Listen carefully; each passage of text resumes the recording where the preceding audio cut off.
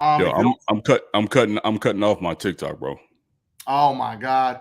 Okay, Yeah, here we go. this ain't it. So Jay's cutting it off because he's not a TikTok fan. Okay. He's a, Actually, I'm not a TikTok fan. TikTok, TikTok I doesn't can't like stand TikTok, bro. TikTok doesn't like me. TikTok hates me.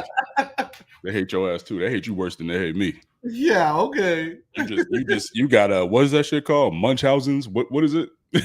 What's the where you love your abuser? Oh my God, I don't even know what that is. I think it's like Munchausen's or something. I don't know what it is, bro. Mike has Munchausen's with God. TikTok. Mike just keep going back. TikTok keep beating his ass. He keep going back.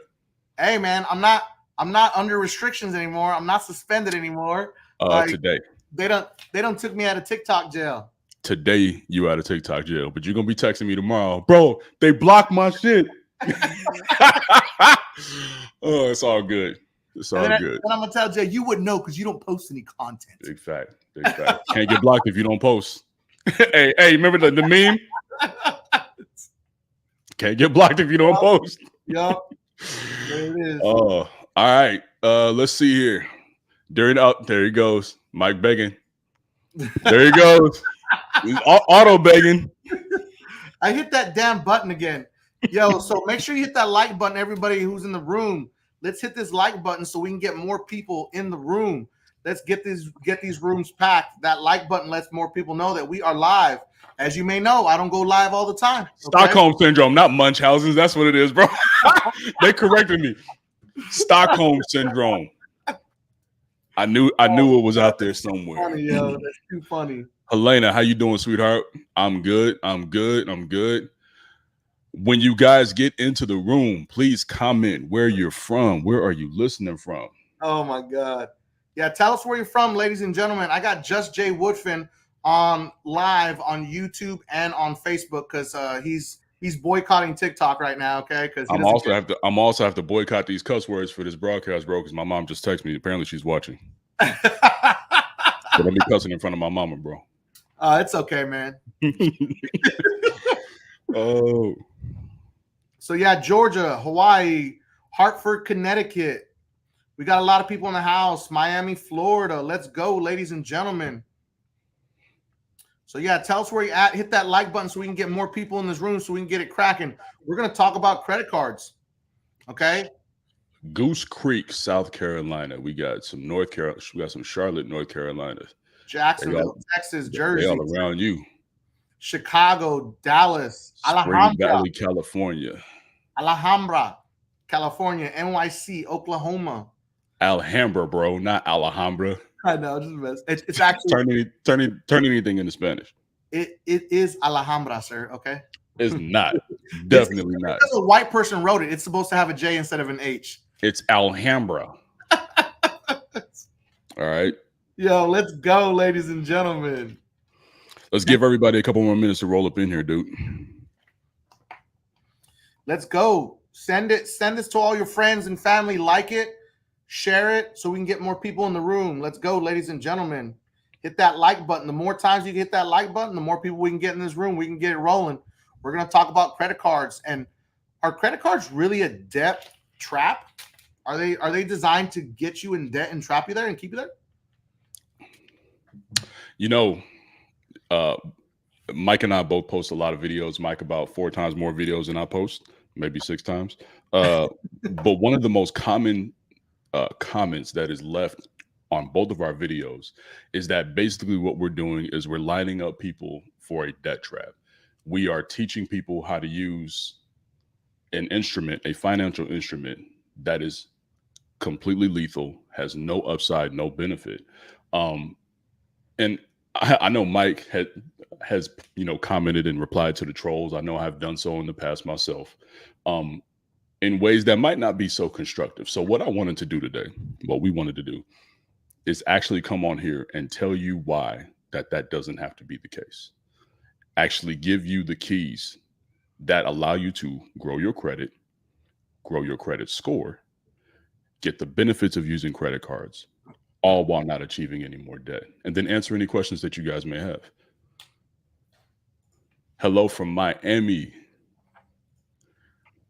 I have been watching you guys. Ryan, thank you guys so much. Appreciate you guys for rolling in with the comments. I think we got about 150 people in here now, man.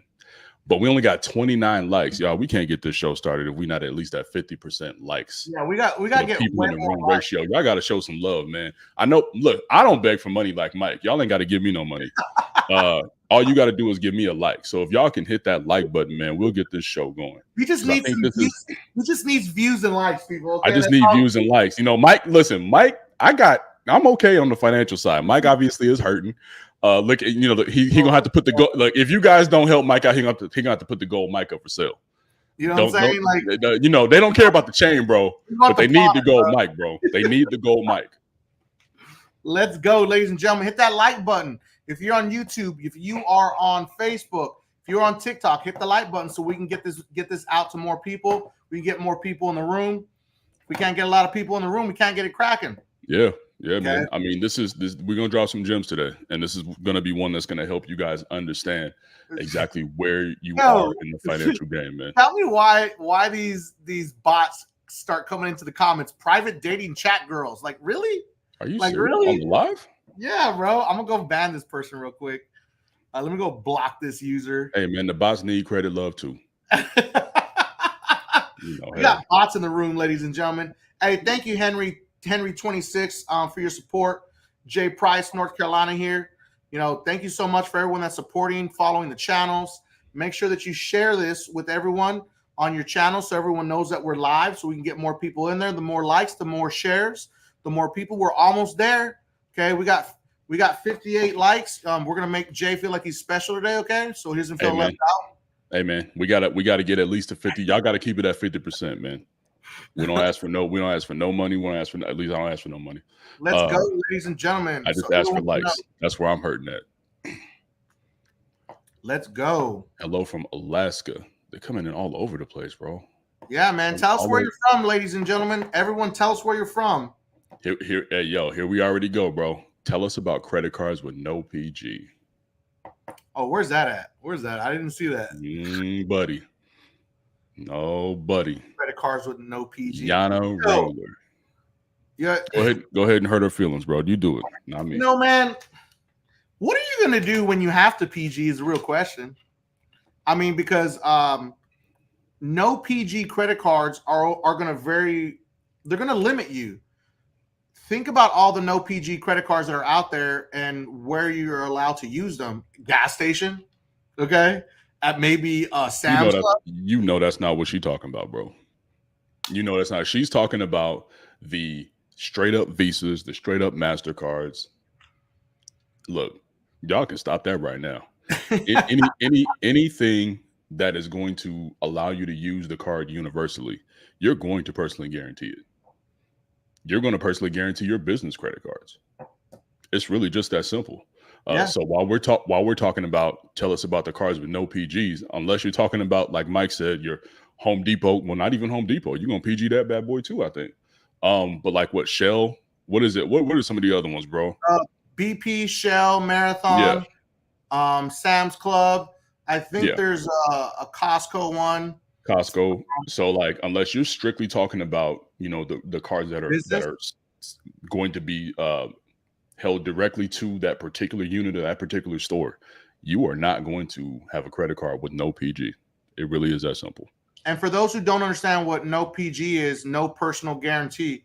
So people look for these cards, generally speaking, and I'm not trying to talk shit about anybody, but generally speaking, they're talking about they don't have great credit. So they cannot personally guarantee this credit card. And if you're going to get into any type of business credit, man, personal guaranteeing is the strongest way to push your business credit. I'm living proof of that. Jay knows. I always send Jay screenshots of my loans and my loan terms. And I was like, if people only knew how much business lending I've done, you know, what is it? Probably close to $500,000 just this year. There, bro. You're getting there. Yeah. Close to $500,000 in business lending that my business has helped me acquire, along with me being a PG. I mean, it's just, I don't understand why people think that they're going to be able to get around it. Yes. Now, me and Jay have different opinions on this, but of course, you can build business credit without a PG. but at some point in time, you're going to have to use your personal credit to give you that boost. And I'm going to give everyone a great example. Okay. I could have got my new Range Rover financed with any company I wanted to, but I decided to go with the big blue bank that I'm not allowed to talk about that rhymes with face. Okay. I could screw you up so bad right now. And just I know you can. And I ain't gonna do it. I ain't gonna do it, bro. I ain't gonna do it. Go ahead. They're gonna ask for a personal guarantee. What's happening right now in the lending world that a lot of people don't talk about is the fact that lenders are starting to tighten up. Okay, lenders are not going to be loosey-goosey anymore. Everyone thinks that it's going to be so easy to get business credit and finance a vehicle in their business name with no problem. As a matter of fact, it's getting harder. When I went to finance this vehicle, a specific company wanted to only give me half of the money that was needed to do the lending, and even the lender was the finance manager was like, "This is not normal." And I said, "Well, it's happening because of what's happening, in the economy right now." So, these lenders are going to start pulling back, and you're not going to be able to put these vehicles in your business name for very much longer. And if you do, they're going to want to personally guarantee it. And that's how I was able to secure this deal, was by personally guaranteeing this with my name on my business. So it's in my business's name, and it's going to allow me to write off the full depreciation of the car within this first year that I have it for 2022. But a lot of people don't understand how difficult that is. Mercedes-Benz is not doing a full no PG anymore. They're actually doing PGs, and they're reporting to your personal credit. People aren't talking about that. Ally Financial is starting to pull back from a lot of lending also. Ford is doing the same thing. All these companies are going to start tightening up. So your credit needs to be in line if you want to make these big moves with your business and get these type of depreciation deductions for your tax returns as a business. So understand that lending is going to get tighter. Banks are going to get tighter. They're going to start chopping people's credit limits and aren't using them. It's already happening. It's already happening. And by the way, like we talked about, I talked to you about a few days ago, bro. Navy Federal is already going in and chopping up accounts. They are already tearing people apart, business and personal. They're going through their files. They're looking at what the legitimacy of is of the accounts. They're calling people sponsors to see if the sponsors even know who you are and what the relationship are. Things are getting tighter. So the days of like the loosey-goosey, no holds barred, wild west of credit is coming to an end, because you guys, we're running into a recession. And when we go into a recession, we are not the only ones whose pockets get tight. The bank's pockets get tight. Yep. I've already had 2 credit cards that I don't use nearly enough get the limits cut in half. Now, luckily for myself, I have so much credit that it really ain't going to matter. And I also pay my credit off in a way where, as long as I keep the lines open, it won't harm my credit score. But it's happening to everybody. Yep. So the truth of the matter is you guys better learn how to operate on credit properly, because you guys are listening. The reason why we started this particular podcast, me and Mike, is because we respect each other's acumen when it comes to credit. We're not out here scamming people. We're not going to teach you guys the shortcut way to do stuff. That stuff is coming to a close. So if you guys don't learn how to properly utilize your credit, how to properly garden your credit, you're going to be one of the ones out there that's crying when your stuff gets smashed up. Me and Mike ain't going to have no issues. Mike will always, forever be getting 10 calls a day trying to get money given to him. I will never get declined for anything I want in life, because our files are set up in a way that's untouchable. So if you guys want to really, truly learn credit, then we are going to be the ones to teach it. If you guys want to learn hacks and all this other stuff that do not ride with the times, this ain't the channel for you. This ain't going to be it. So with that being said, bro, we got another one on the screen before we get into our actual topic. I need to address this. Yes. I have a 30K limit. Huh? I knew you were going to, man. I couldn't let this one ride, bro. I have a 30K limit CC with PSECU that allows cash advance of the whole limit.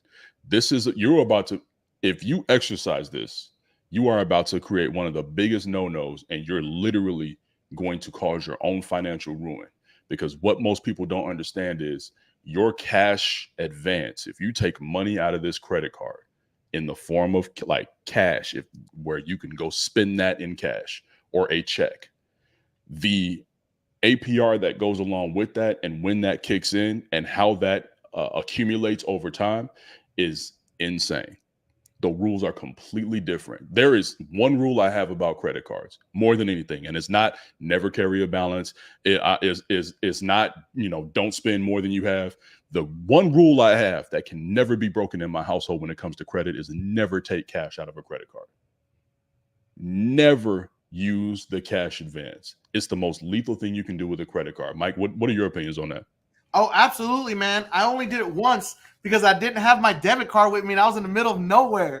Like, I was like, yo, it's expensive, bro. They hit you right off the rip. You don't even get a chance to avoid the 0%. You're going to pay for that cash. Oh, yeah. Like, so what happened was I was going to my son's football game in the middle of nowhere. And then I realized, oh, shit, I don't have any cash. And the reason why I realized is I walked up to buy my ticket and I couldn't buy it because I didn't have any cash. Right. So I had to leave. Then I realized I didn't have my debit card because I don't carry a debit card. Never use a debit card. I had to. I actually used my Navy Federal account because that was the least expensive option that I had to get, $20 or $40 out. But no, I never do it, man. Like, one, you're gonna set off a really big red flag within that banking entity because it's not normal for anybody to liquidate a credit card. Okay, like. Yep. As much as these gurus try to say leverage credit for this, leverage credit for that, you can liquidate it. Like, it's not designed that way. Right. There's a reason why the interest rate is outrageously high for a cash advance because they don't want you to do it. So the moment that you liquidate a credit card, you're already red flagged. Like, what are you going to do with that cash? Like, you think that hasn't been reported? Like, it's automatically reported. It's the same thing as if you deposit $10,000 into a bank account. It's automatically reported. Yep. If you liquidate a credit card that's $30,000, $10,000, $20,000, even $5,000. $5,000, yeah. Going to set off a red flag. Any couple of thousands because it's not normal for any consumer to do that. So what's really going on here? And I'm gonna tell you right now, PSECU don't play. Okay.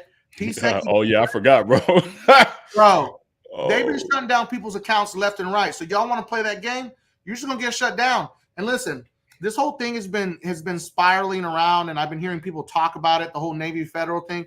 And I was gonna make some content on it, but I was like, you know what? I'm not gonna waste my time because at the end of the day, they're going after fraudulent people. Okay, right. People that are fraudulently opening accounts, people that are fraudulently liquidating credit cards. Okay, they're getting auto loans and then turning them into personal loans. Like, there's a lot of bad things that are going on, and what's happening is the industry is going to tighten up, and we're going into a recession that's going to get really nasty, and people are not taking it serious. Everyone wants to point the finger at one side or other. It doesn't matter. At the end of the day, everyone's going to be affected. Okay, and if you start making these plays, you're going to ruin that relationship. You better keep your relationships in good standing. Use your credit cards frequently. If you got I made a post today. This is a great post. I don't think Jay saw it because he don't be on Facebook like that. But I said, you want credit cards with high limits, but yet you don't have a bank account with a high limit. Make it make sense. Okay? Make it make sense, ladies and gentlemen, that that's a good one, bro. That's a good one. People want these high limit credit cards. If you get a $10,000 credit card, or my favorite right here, you get a $30,000 credit card, are you going to use $30,000? No. So what happens is when you get a high limit credit card, and I'm going to give you an example. I'm going to pull out one of these cards out of one of my stacks over here, okay? One of your stacks. I only got this card. I don't need it. I'll be honest with everyone, okay? I only got it just to see how it works, see if it's legit, see whatever, so I can give a real review to my followers. The X1 credit card, okay? All right, the X1 credit card, everyone. So I got this credit card just to test it out. They gave me, I think it was a $19,000 or $20,000 credit limit. They dropped this credit card down to $10,000. And normally anybody else would be like devastated because it lowers your utilization. Right. It lowers your utilization, which essentially if you're carrying balances, it's going to jack up your utilization. I'm not worried about that. It really doesn't affect somebody like me, but a normal consumer it will because I'm not using that $20,000. Right. Okay. If I'm not using that $20,000, the bank is not going to keep me with that credit limit. It's true. It's not just X1. It's every single credit card company. I saw in a group today, people were saying FMBO is trash. They lowered my credit limit. Right. You know, I had a $15,000 credit limit. They lowered it down to 10. Now I have a $500 credit limit. Bro, it's because you're not using the credit limit. If you're not using the money, why would they keep it with you? This is what it's Mike. It's because they don't understand the way banks, especially credit unions, work. Yeah. Now everybody wants the way credit unions work to work in their favor, but when it works against them, then they get pissed off. And the reality is when they give you that credit limit, they're giving it to you in hopes that you're going to use that money. They're giving it to you in hopes that you're going to use it in a way that they're at some point going to be able to tax you with that interest rate. But if you have a $25,000 credit card and you are not using it every month, or you are using it to the tune of $300 a month, then what you're telling them is that, hey, we could probably knock you down to $5,000, still not disturb your utilization ratio, and then reallocate that other $20,000 to another consumer. Because regardless of what you guys may think, there is a finite amount of money that these institutions have, especially institutions that are customer relationship based, because we are the ones who fund the money. When I put money into my Navy Federal savings account, it doesn't just go into a vault. They use that money to purchase things like life insurance, to loan it back out for real estate, auto loan, or personal loan purposes. They use my money, which is the reason why they treat you so well. But you guys, you're cool with that as long as you're the one benefiting, receiving the finances. But when it comes back away from you because you've either used it in a way that's not proper or not used it at all, then you get upset. You have to learn the rules to the game. You have to. So this is a big part of that. And so once again, dude, congratulations on having a PSECU card that allows you 100% of the cash advance limit. But bro, if you actually utilize that, then you really are falling into the "are credit cards a debt" trap, because that's when you get lined up for execution. So please think twice before you utilize that, bro. Congratulations. But excuse me. No, yeah, like I'm gonna show something to everybody right now. So I've been banking with Navy Federal Credit Union. And I've been running all types of tests through Navy Federal Credit Union to give people real data points. I don't trust what anybody says, okay? Just know that. Like, that's the reason why I have so many credit cards, is because I'm giving everybody real, true data points.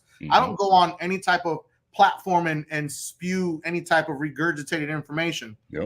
So I've been with Navy Federal for less than a year, but my spending habits are completely different than a regular consumer, because clearly, you know, I mean, we do different things. We don't work a regular 9 to 5, and there's nothing wrong with if you work a 9 to 5, but understand that our spending habits are not the same.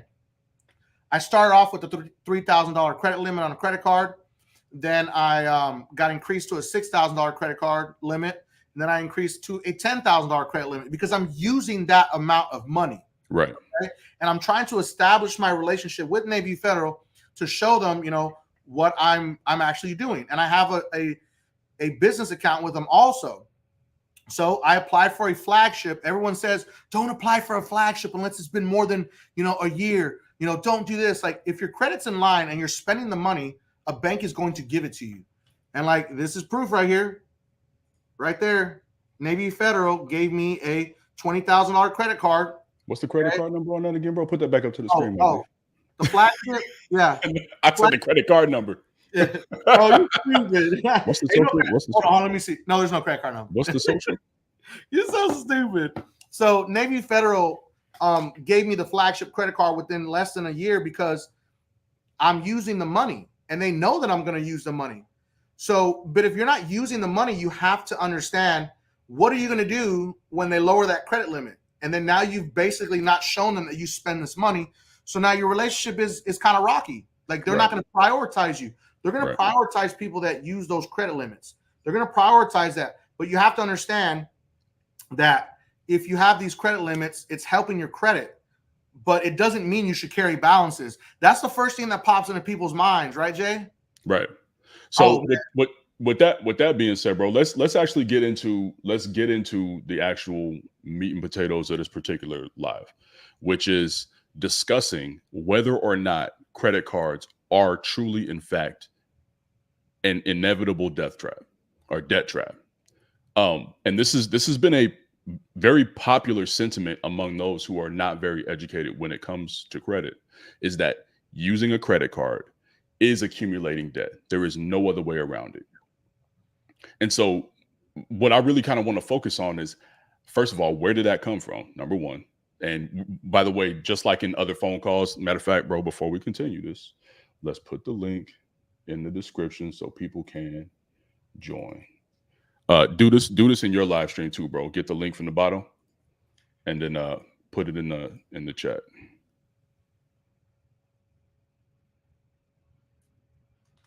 Unless I just put the link in the chat for both of us. Yeah, you did for both of us. So we're okay, good. Cool. So if you guys want to have this discussion live with us, we're going to bring you up onto the panel and we'll have or answer any questions that you have that pertain to this particular conversation. Now, what I would like to do, I know we're probably going to get off topic somewhere down the road, answering general questions, but if we can stick to this particular topic so that we can answer the questions that the people have when it comes to the topics that we're putting out on the table, that would be amazing. So first and foremost, are credit cards an inevitable debt trap? And my position, and I know Mike's position, has to be no. I myself have grown my credit from a 420 middle score from about 9 or 10 years ago to an 800 plus credit score with over $250,000 in open credit with less than 1% of overall utilization. Now, how that is that I actually utilize my credit card like it's my debit card. And so everybody says, Mike and I have both posted videos about never use your debit card or why I never use my debit card. And then people inevitably will post, well, how do you pay the credit card down? Oh, you need a debit card. Well, no, that's not the case. You pay your credit card with your bank account. Simple as that. And if you want to line up your debit card, if your credit card company will allow that for a payment source, then fine. But the reality is the debit card or the bank now becomes on the outside instead of a direct contributor. So you pay with your credit card for any expenditures that you may have, but then you use the money that's in your bank account to immediately pay for the expenditures that you used with your credit card. And what a lot of you don't understand is if you pay with your credit card and you pay it back before the statement closes, you incur no penalties when it comes to utilization. You incur no penalties when it comes to interest. So this is a big misconception in the community, is that using your credit card is debt. Not necessarily. And also, a lot of people think that if you pay your credit card off by the due date, you incur no interest fees. If you carry a balance by the statement closing date, you're going to pay interest. If you report a balance, you're paying interest on that balance. And that's what people want to argue about all the time. They want to say, no, you're wrong. I didn't pay any interest. If you reported a balance, your statement closes, it's your closing date or your ending date. Once it closes, it's reporting a balance. If you carried a balance, congratulations, you just played yourself and you paid some interest. Okay? It's the biggest misconception that people have because nobody reads the statement. Nobody reads the fine print. That's what people like me and Jay do. We're reading all that stuff. So here's what people go on, Mike. They go on the fact that they haven't experienced that. But what they don't understand is the ability for the institution to impose interest on you because of that is still there. And when it happens, then what are you going to do? You have no leg to stand on. So that's the reason why I always tell people, make sure you pay it down by the statement date, because you avoid all these things. Paying it down by the statement date definitely helps you do all of it's the easiest way. So all of the 15 and 3 stuff, all of that other crap, it doesn't mean a hill of beans, because your statement date is the only date that matters. Now, when you're paying things by the due date, what you are avoiding is late fees. This is what you avoid when you pay it before the due date. I can promise you, if you're 1 minute late after that due date, you're going to see that $27, that $35 late fee. And if you're on a 0% interest rate card, guess what? They can snatch that too. Now, yes, you can have it eliminated once or twice by calling the institution and asking for forgiveness, but that's not a game you want to play. Trust me, I've had more than my share of experience, bro, where I was carrying a balance where I didn't know what I was doing. And that late fee hit because I wasn't paying attention. And, they snatched that 0%. And American Express is known for it. Now, they forgave me, but I was playing a very dangerous game when I was in my baby phase of credit, bro. So this is something that you guys have to understand how this works. Looks like we have a call in, bro. Let's it feels gold. You It got to turn feels your camera on. Person, it feels. It feels. Is it fool's gold? Is it fool's gold? Oh, is it fool? Is it fool's gold? It ain't You fool's got gold, bro. let me bite that mother. Turn your camera on. If you turn, yeah, you gotta have. Look, if you guys gonna come up on the panel, you gotta have your camera on. You know what I'm saying? When this is done recording, this goes out to both of our platforms. We're not gonna play no games with no pictures over here. Yeah, So if you're gonna go live with us, you gotta go live and you gotta be on camera. Sorry, turn your we're on camera. You know what I'm saying? Yeah, it's kind of awkward when there's a icon there and you can't see anybody. Yeah, we both got faces for radio, man. You can turn your camera on. So yeah, that's my perspective when it comes to, you know, the debt trap portion of a credit card. Now, I think what you guys are experiencing is simply what I like to call a lack of discipline. When I look at most credit files, when I'm doing a consultation of any kind, whether it's an analysis or a discovery call for credit repair, what I see across the board is a serious lack of income in most cases and lack of discipline. So I often will ask my clients or my prospective clients, hey, what seems to be the issue? Because it's one of the two or both. And 99% of the time it's, yeah, you know, I lost my job 2 years ago, or COVID hit, or I was living off my credit cards because of whatever reason, right? Or I just have a shopping issue. Now, this is when credit cards become a nightmare. When you get out of pocket, it's like anything, right? Fire, guns, anything. It's not the tool that does the damage. It's the mishandling or misuse of the tool that does the damage. Credit cards are no different. They can be your best financial friend when it comes to day-to-day purchases. Yeah. They can also be an absolute nightmare if you get out of pocket. Now, what I would like to try to convey, and most people still will disagree, is that you can responsibly use credit cards if you do not use the cash in your bank alongside of it. This is the mistake most people have. They use credit cards like it's a personal loan when it is absolutely not. If you go to Navy Federal and get a personal loan, you probably get 5%, 7%, maybe 9% if you got bad credit, maybe 12% if you're really bad. But if you utilize a credit card, even me and Mike, and we get out of pocket, you're going to be looking at an 18 to 27% interest rate. Looks like we got one that's on camera, bro. Let's see here. What's going on, big dog, man? GC Jets 007? GC Jets 007? I'm trying to make it make sense, dog. What's going on, man? You guys can hear me? Yeah, I got you a little bit. All right, so I had a quick question. What's up? So my wife and I are constantly using our credit cards. Yeah. And I agree with you both when you guys say don't use your debit card. But my thing is, am I doing the right thing by constantly using my credit card and paying it off the next day? Absolutely. So there's a rule to this, and let me go first real quick, Mike. There's a rule to this because there is an issue with this called cycling. Okay, so you can have a problem. Now, cycling comes when people are trying to do what's called manufactured spending.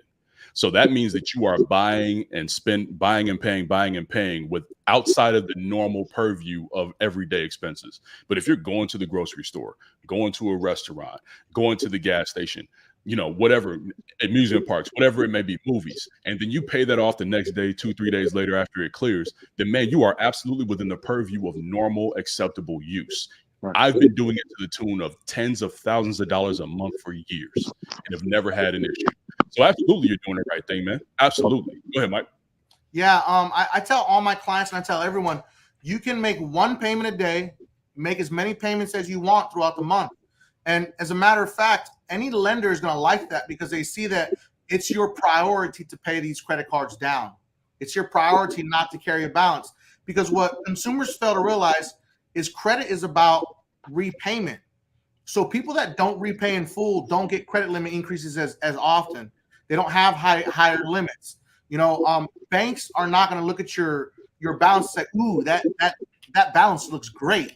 You know what I'm saying? They're going to think about how they can mitigate and get away from that risk. Because at the end of the day, if you carry a balance and you're constantly not paying it off, you're a high risk borrower. And what's going to be the first thing you stop paying if you go through a financial hardship? The credit cards. Yep. Okay. And that's the reason why the higher balances that you carry and the higher balances that you report, that's the reason why your score is adversely affected. So make as many payments as you want. Okay, there's nothing wrong with that. And just Jay really touched on that, because there are people that are out here doing this the wrong way. They're manufacturer spending. But if you're just doing your normal spending like you are and you're paying it off, that's great. It's not hurting you in any way, shape, or form. It's actually helping your relationship with that specific credit card company, because they love to see that. Okay. Thank you, guys. Appreciate it. Any other question? Yeah, one more. What about the credit cards that I'm not using?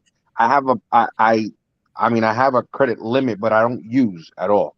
Right. So the way I like to deal with it, and Mike, I think, has 21 credit cards. I think at this point I have 18 or 19.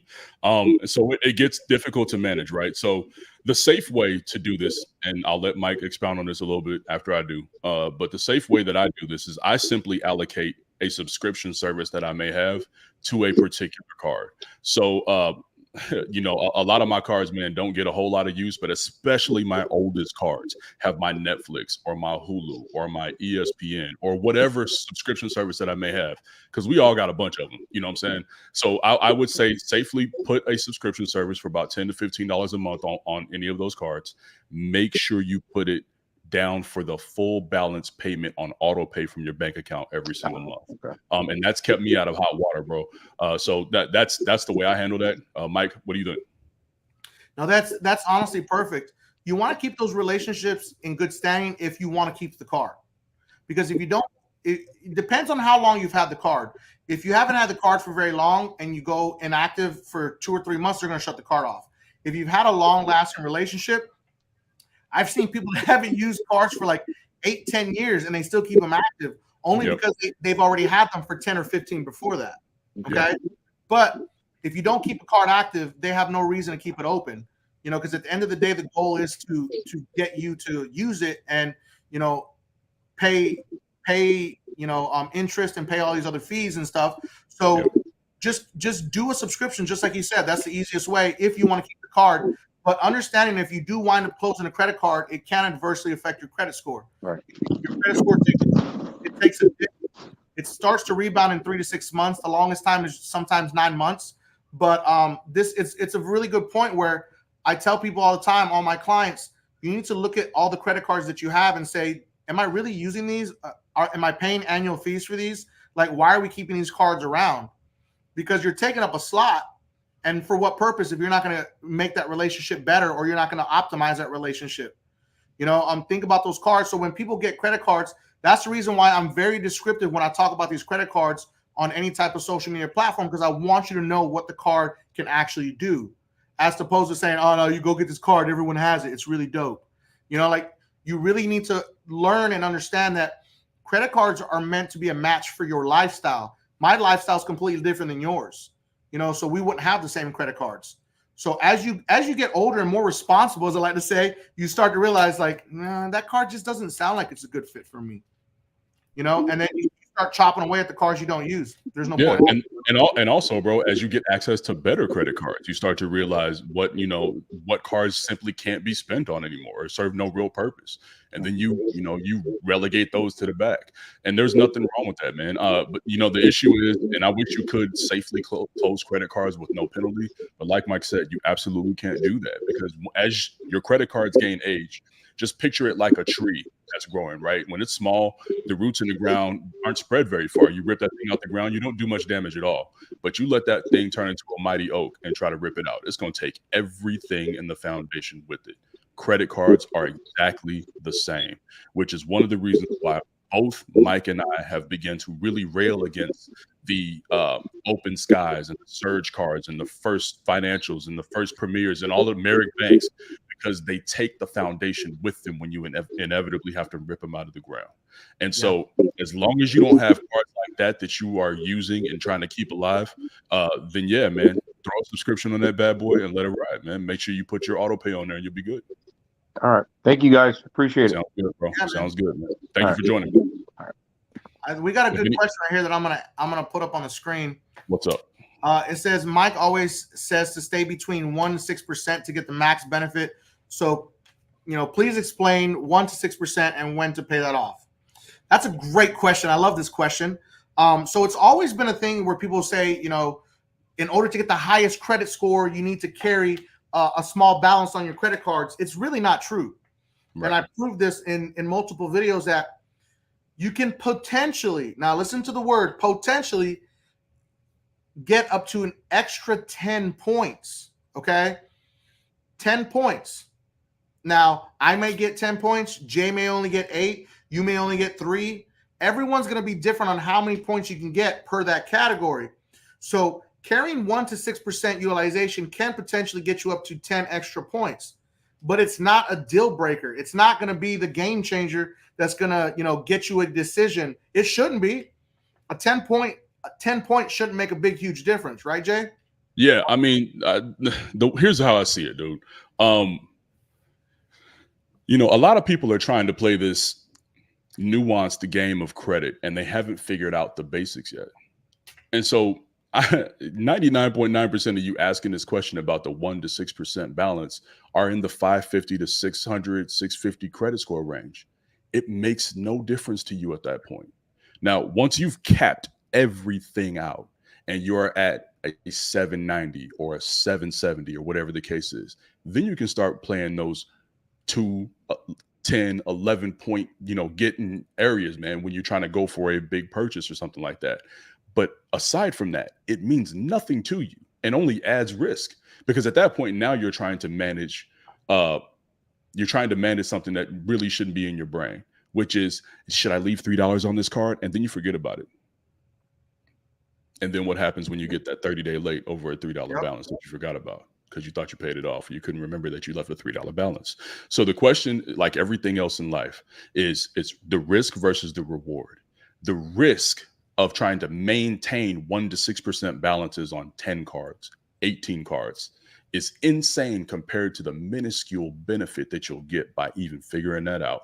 I don't play that game myself. If you look at my credit report, like 18 out of my 19 cards or 17 out of my 18 cards have a 0 balance all the time. I don't play that game because I can't afford it. I get a 30-day late and I got an 805 credit score. Now I'm down to 705. Trying to get to an 811, it didn't make sense. Just doesn't make sense. So if it doesn't make sense for me, it probably don't make sense for you. Is it a fact that it does help? Can it get you extra points? Sure. But is it worth the risk? Absolutely not. So hopefully that answers that question. That's a good one, though. Always will be a good one. What else we got, bro? I saw another one over here. Hold on 1 second.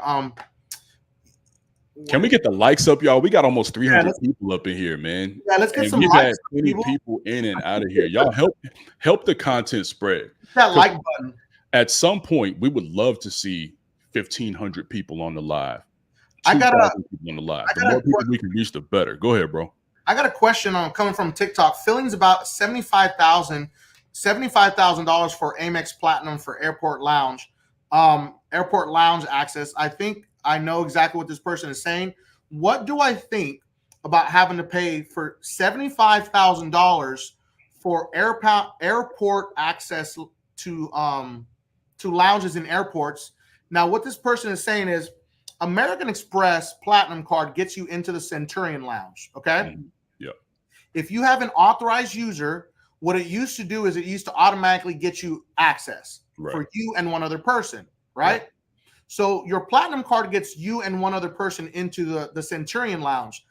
Now, if you are an authorized user, in order to maintain that after your first year, American Express is now changing it to the primary account holder or the account period has to spend at least $75,000 a year for that authorized user to get their own Centurion Lounge access and +1. Okay. Do you know what I'm talking about, Jay? Yeah. So people are kind of freaking out about it, but it's only about the authorized user situation. It's not about you spending $75,000 with just your Amex Platinum. And you guys need to understand why this squeeze is happening. Once again, we're in a recession. Things are changing, or we're going into a recession. Things are going to be changing. American Express is not exempt. If you travel like Mike and I travel, and you are used to frequenting the American Express lounges and the other lounges that come along with, having that particular card, you'll know that people are just getting that card and going and just sitting up in the lounges. They're packed out. It's no longer really a benefit. So like everything else, when you have too much access, it loses its value. American Express is simply just squeezing the access down. So for families of 4 or 6, where they don't mind paying the $75 fee for the authorized user account, you can no longer just ride on that alone. There has to be some other spending, categories or other spending requirements that go along with it to once again bring the American Express lounge back into the category that it once was, which is exclusive. Everything about that card is and has always been exclusive up until the last couple of years. So they're just drawing it back. That's exactly what they're supposed to do. So if you're freaking out about that, guess what? You probably shouldn't have the platinum card in the first place, because it wasn't meant for everyone to begin with. Yeah, so and that's the only real truth about it. And then one of the other things that people don't know that American Express is doing, I think I told Jay about this here pretty recently, that it used to be that you could just walk in to the Platinum Lounge, and all you had to do was show them your boarding pass and your American Express Platinum card, right?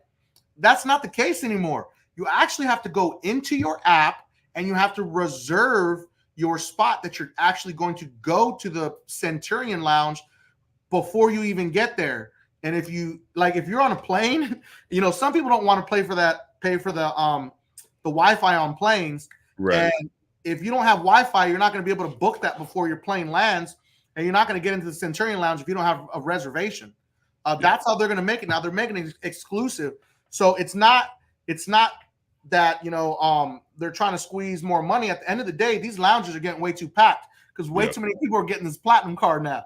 People are starting to realize the benefits of it if they travel. Yeah, man. Yeah, so good. That's a good question, and it's a valid concern, but way too many people have this card now. It used to be a thing where, bro, you remember your first experience when you got that card, you got that box, and you open up that, but it was unlike any other card except for the black card, of course. Yeah. But unlike any other card that you had, other cards come in an envelope, unmarked envelope or whatever the case is, but this one shows up in a beautiful box. You open that box up, everything is in foam. It's gorgeous.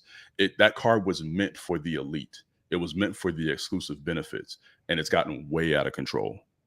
So and it's a lot of the lounges are getting like that now, like the Delta Lounge. Some of them are getting way too packed. There's some airports that they have many more lounges. It used to be there's only like 1 or 2 lounges from a specific airline or the Centurion Lounge. Now you're seeing some airports have them in multiple different terminals because they need them. These lounges are getting packed up real quick. Yeah. So make sure everyone hits that like button, man. Hit that like button so we can get more people out here. Hit that like button, people. We're gonna answer. Yeah. I mean, if we're gonna do this more frequently, and Mike and I have both discussed making this a weekly situation instead of a bi-weekly or once a month situation, because we do realize the value that comes with both of us being on these lives. There has to be a benefit. We have to reach more people. So if you guys can just simply tap that like button if the content is decent, be greatly appreciated. We do have another question. Should I have an Amex if I don't fly? Mike, this is something you went back to earlier in the call, bro, or earlier in the live, which is your credit card has to fit your lifestyle. So when you say, should I have an Amex if I don't fly? Amex has 7, 8 different types of credit cards. Mm-hmm. They have cash credit cards. They have credit cards that benefit you amazingly at the grocery store and other places. They have credit cards that 4x points at restaurants. So not a lot of these things have to do with just flying. Now, the Platinum card is the premier travel card on the market, point blank. I love race. I don't know, it rhymes with race, but yeah, whatever. But I love the other big bank out there with a dope travel card. But American Express is the big dog, and they always will be unless somebody does something super drastic. You don't need the Platinum card to have an amazing credit card experience, to have an amazing perks experience with a credit card. So really what you need to do is don't be lazy. Do your research on the credit card that you want. You know your lifestyle. If you shop at grocery stores and you go to restaurants a lot and you want to use that money in the form of cash back or points, then go for the gold card. If you need, if you just have a big family and you guys do a lot of grocery shopping, then was it the American Express? Is it the blue cash card, or which one is it? The preferred card? Which one is it, Mike? The Blue Plus. The Blue Plus card. So there's so many different types of cards out there. And as me and Mike are going in the industry, we're both studying up credit cards even more than we have in the past to try to get more familiar with these things. But the real answer is do your research. Know your lifestyle, actually go to the site, compare the cards and see which one fits your lifestyle best, and then select that one, because there is no prestige in carrying a credit card that you use and it doesn't benefit you. That's just stupid. Yeah. So go ahead, Mike. It's not just about your lifestyle too, but like, well, it's really is your lifestyle, but figuring out what categories you spend the most in that you can rack up the most points for. Right. You know, if you're a single person or someone that's just really busy and you eat out all the time, then you need something for restaurants. Something that hits restaurants, takeout. I'm always really big to notice that, like, you have to look at how it reports, because some of them, like the Big Blue Bank that rhymes with face, they don't do any takeout. You know, so if you do takeout from a Chinese restaurant, or sometimes drive-throughs don't count, like you won't get that credit for that. So you have to really read that fine print and make sure there's no crazy restrictions. Some of them have cap outs. So like you can only do like a certain amount, you know, per year, per month. $5,000 a year for 5% cash back. Right. Exactly. So you really want to look at those categories where you spend the most money, because the point here is with credit cards is to make sure that you're not overextending yourself and you're getting yourself in debt. So if you're going to use your debit card, use your credit card instead to make those purchases that you're already going to make and pay it off. Just like we said earlier, you can make as many payments as you want. Someone made a point earlier where it said Navy Federal allows you to make a payment before your pending transaction even hits. That's a fact. Mm-hmm. So like you can go ahead and schedule a payment to go ahead and clear it out. Yeah. So or like the big blue bank in my particular instance, I love to overpay. And what I do is if I spent $1,200, there's a certain percentage that they'll let me go over and pay. So I'll throw $1,700 at that bad boy, knowing I'm going to at least spend another $500 that month on it. So there's different ways. If you look at my app, it'll tell you my last month's statement balance was negative $270 something. They owed me money at the end of the month. Yeah. And that's the reason why, once again, and this is a whole nother part of this, it's the reason why my credit limits grow so fast, is because they know I need more money. Yeah. If this dude is spending and paying this way, he's not at risk to be trapped. We have to give him more rope to hang himself. I hope that doesn't trigger the YouTube algorithm. We got to give him more rope. You know what I'm saying? Because he's not in danger right now. This is the little cat and mouse game that you're playing. And they have to put a big enough carrot in front of you, right, to make you run hard enough to trip up and make a mistake. And that's the game, right? I have so much credit that the hope for them is that I fall into a situation in life where I get overextended. It's my job to be disciplined enough to not do that and keep benefiting for free off money I was going to spend anyway. So, you know, that's kind of how you stay out of that issue. But once again, the biggest word here is always going to be discipline. What other questions do we have here, Mike? We don't have anybody else that wants to click the link and come on and talk to us. That's always the most fun. If you got a question, hit the link. I just talked about on TikTok. Also, just so everyone knows, I have a link in my bio and in my description on my pages that sends you directly to all the best credit card offers that there are. That's how you can support my page. You know, I'm an affiliate with all these companies. This is why I do so much research on every credit card, because I want to bring you the best credit card offers that you can possibly get. So today I talked about the City Premier, and the City Premier is a travel credit card. And the reason why I say travel credit card is because it has a crazy amount of transfer partners. So transfer partners are, you can spend your points inside of, you know, the Citibank portal or the American Express portal. But if you can find transfer partners to get you a better deal for your points, so essentially you're not spending as many points, because sometimes in these portals you're spending too many points. That's something that people don't understand. So the more transfer partners there are like Delta, American Airlines, Alaska Airlines. There's so many. I made a list that I'm gonna put on a PDF so people can download for free. But the Citibank Premier has an obscene amount of transfer partners. But the City Premier is a great travel credit card. So if you don't plan on traveling, or you just don't want to take a dope free trip, then don't get the City Premier. You Yeah. know. But no, no. That's not true, bro. That's not. Go ahead.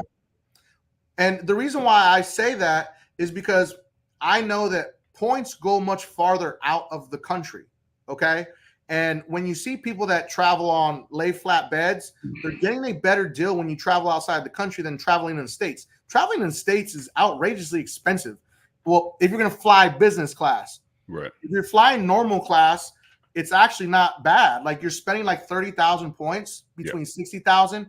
If you plan out your trip even farther, you're going to spend less points. But if you're trying to plan something out, you know, a week out or a month out, you're going to wind up spending way too many points. So go ahead. What were you going to say, bro? Well, I mean, outside of that, because a lot of the points talk, a lot of the travel talk, a lot of the international talk is kind of out of the realm of a lot of the people that watch our channels. And while you're trying to get to that point, you have to have practical reasons to use the types of cards that we're talking about, the City Premier cards, because it does come with a fee. So it has to be justifiable. One of my favorite things about that card versus the Big Blue Bank's Premier Travel card or versus Amex Premier Travel card is that it's not just a travel card. It has 3 points, 3 times points earned on, I think, grocery stores. I want to say restaurants too. Like, so the things that we truly do spend money on every day, you can drive more points to that card and just stack them up for a time where you are ready to travel. So despite what element you decide to use, whether it's domestic or decide what route you decide to take, whether it's domestic or international, knowing that you are stacking points exponentially, not one for one, I spend $1, I get a point. But if I spend $1 and I get 3 points, is a true credit card perk. And that's like having a lower level credit card perk and then getting the travel benefits outside of that when you do decide to travel. So the City Premier card is a really dope card. I can't switch over to it because I'm in the ecosystem of the Big Blue Bank. I think same thing goes with you, where we have millions of points with these particular institutions. Yeah. But for somebody who's looking to learn how to use a travel card at a lot less expense of the Big Blue Bank or American Express, this is the one for you because you can play that same game at like 1/5 of the cost. So yeah, I love that City card. Yeah, hit Mike's description up and go get that card from his link. Yeah, it's actually 3 times for groceries, 3 times for gas, and then 3 times for restaurants. There's not very many credit cards that hit all 3 of those categories at one time. Now there is a cap, you know, just like a lot of credit cards. So just understand that. But it's important to understand that, you know, this is a great credit card that a lot of people don't talk about. And people have been hounding me about talking about American Express too much. You know, like he only talks about American Express, you know, and I'm like, no, like I talk about them because they're dope. You know, I can't help it. They have they have a good mixture of good credit cards for everyone, not just one type of person. I just put the link. I just put the link in the in the description of the video. Cool. Looks like we got Doug or D. Was it D Dog? What's up with you, bro? You at work, man? Need to cut the camera off. What's going on with you, bro? You got time to hang out real quick, man, or what? You just wanted to be on? I'm just talking to you. I'm on the Bluetooth. All right. Now, my question was, I really don't know much about travel credit cards and all those things, but I do overpay for my credit card, and I always wondered, it didn't hurt the credit score? It don't. No. You said it helps your credit score, but you answered it, I know, a couple of minutes ago. I said, would it make a big difference if I like have a negative 200 balance on a credit card? It depends on what and I'm gonna mute you real quick, bro. It depends on your credit limit of the card. A lot of you guys don't understand that if you have a $200 balance, but you have a $200 credit limit, that's 100% utilization. If you got a $200 balance and you got a $25,000 credit limit, then there really is no utilization. So the math has to still math. You know what I'm saying? So in that regard, it really depends on what your credit limit is. What if it's $1,000? Well, then the simple math on that is 20%, right? So anything over 9% reporting is going to start affecting you adversely when it comes to your credit score. So yeah, in that particular case, if you're carrying a $200 balance on a $1,000 credit limit, 20% is going to hurt you a little bit. I mean, I did go to 1,000 one time, but I had paid off. I might have paid off for the statement date. Would that increase the credit score, or is it still going to hurt it a little bit? once again, it all depends on how it was reported, bro. I mean, if you got too close to the statement date and it didn't get caught up in the sweep when it got reported, then yeah, it's gonna hurt you. But these are things that you're gonna have to play around with when it comes to that particular credit card. I'm gonna be honest with you, every credit card is different. All right, man. All right, bro. Okay. You got a lot of noise back, man. I like this. You good? Hit us back when you got a little bit less background noise. All right, thank you. All right. The credit card, someone asked real quick. I'm going to answer this real quick. Someone was asking which Citibank credit card was it they were talking about. We're talking about the Citibank Premier credit card. Right. It's really called the Premier credit card because it's Premier. You know what I'm saying? City Premier. If you Google City Premier or go to Mike's website or click the link in Mike's bio, it's clear as day. It's the gray card with a bunch of circles around it. It's pretty clear to notice the difference in that card. We got Mario on the stream, bro. Mario, what's good with you, man? Man, nothing much. How y'all doing, man? Chilling. Appreciate you for joining. I've been trying to contact y'all, both of y'all, actually. Okay. I got a lot of questions, but I'm going to break this down real simple. Go for it. I'm basically starting over and rebuild. I've been rebuilding my credit. To be completely honest, I don't even understand how I'm at the high sevens like I am because I still have 3 derogatories from child support on my profile. So I've been utilizing I have a Mission Lane card with a semi-low limit. It's only like $1,700 limit. But I went to see because I wanted to put my daughter turned 16 on Christmas Day. So I wanted to put her as authorized user and start building for her. They do not allow that. Right. I have Navy Federal as a bank and BECU, which is Boyd Employee Credit Union in Washington State. And I'm still working on getting the child support off of there. So I don't really want to apply yet until I have all the derogatories off for a new credit card. Should apply now or wait? That's a tough one without seeing your credit report, man. Go ahead, Mike. I tell anybody you shouldn't be applying for any credit cards while you're trying to work on your credit, whether it be you or you're in somebody else's program. You want to try to get off as much as you can. Applying for credit while you have negative is not going to end well. And they're going to have a record. So let's say, for instance, this is something that nobody talks about. It's a great question because if you run an application and you have negative items on your credit report, now they have a copy of your credit report. Okay. Right. Now you go get the negatives off and then now you don't have it on your credit report. That's great. But there can still be a chance that you may get declined because they just saw it like a month ago. You know what I'm saying? Right. So that's why even waste the inquiry and have the risk of getting declined? Get yourself in a better position, build with what you have, and then full circle around. You know, stop getting credit cards that aren't a good fit for you. No, I haven't got any new credit cards. I have one Mission Lane credit card. And I'm just saying, speaking in general for other people, like stop getting other credit cards that you don't need and build with the ones that you have to build with. There's nothing wrong with building with 1 to 3 credit cards. People think that they have to have a lot of credit cards, and that's not the case. True. But let me chime in something a little bit here because the Mission Lane situation is what's bugging me more than anything else. My quick question is, how old is that card? I've had it about 2 years, and I'm kind of pissed about it because now that I understand more about credit, worse, do not get that card. Right. So it's carrying fees and all this other stuff with it, correct? I have an annual fee, and I have so the worst thing you can do, bro. Thank God they didn't let you add her because the worst thing you can do is put an authorized user on an account that has fees because somewhere 5-10 years down the road, you don't close this card, right? She's still going to be on that card and you're going to be off to an American Express or Big Blue Bank card or whatever, right? City Premier, whatever it may be. And you're going to forget about that card. Now, let's just say you forget and they hit you with that little $35 annual fee or $99 annual, whatever it is, and you don't see it. And not only do you get that 30-day late, but now your daughter suffers that 30-day late. And let's just say she's now ready at a point in her time. She's 26. She's ready to apply for a mortgage. She got a family and it knocks her out of that, right? So you don't ever want to put an authorized user at risk when it comes to what's on your credit file. So let me put, and I hear you, Mike, but let me go a different route with this a little bit. Because while you're right, there still has to be a play here when you don't have any credit. Now, if your credit score truly says 7 something in the TransUnion and Equifax, my Equifax has been completely clean.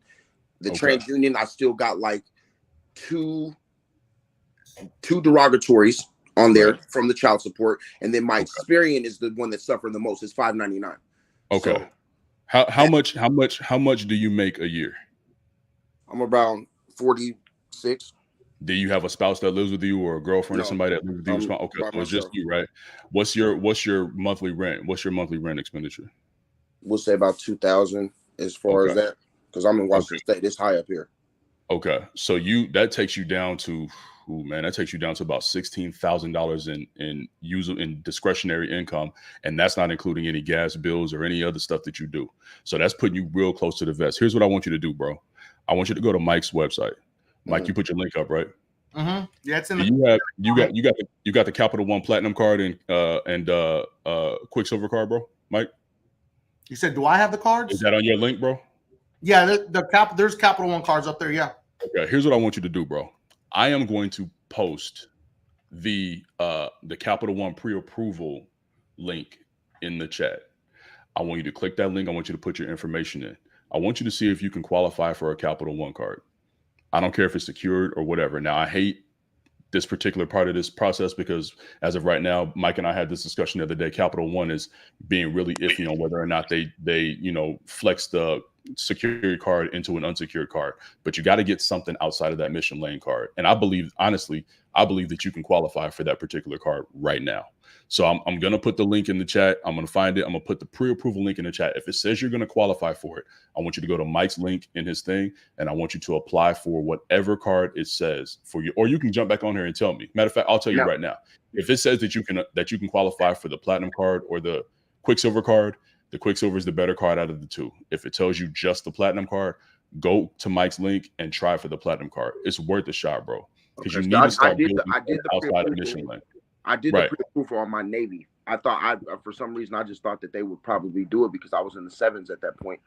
And they still. So Navy's a little different. Navy's a little different, bro. If your relationship ain't there and your internal score is not quite right, then sometimes it doesn't really matter what your actual score is, what your actual FICO score is. So you played the game wrong there. I want you to do it with Capital One.